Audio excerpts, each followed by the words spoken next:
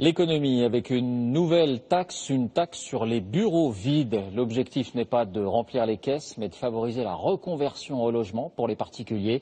C'est à Paris qu'elle a été adoptée. Christelle Méral, Philippe Turpot. Dans les beaux quartiers de la capitale, ces bureaux flambant neufs, inoccupés depuis de longs mois. Selon la mairie de Paris, il y a 1 million de mètres carrés de bureaux vacants.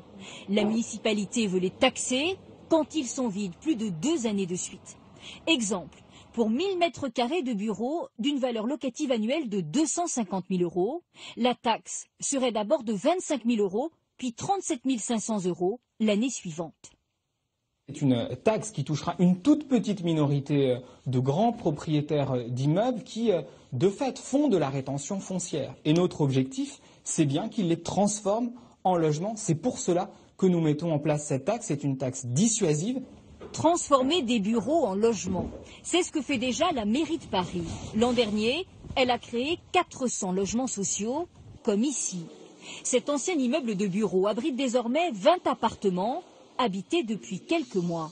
Les travaux ont duré 1 an et demi, un investissement lourd pour la municipalité. Alors, le montant des travaux pour une telle transformation, quand on prend un grand logement d'au moins 80 mètres carrés comme celui-là, on peut compter 200 000 € avec tous les services collectifs de jardin, de chaufferie, tout ce qui va pour faire un beau logement collectif. Mais la taxe fait grincer des dents les professionnels de l'immobilier de bureau.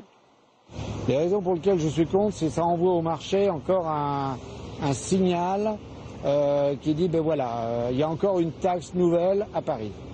Cette taxe va s'appliquer à partir du 1er janvier prochain dans la capitale.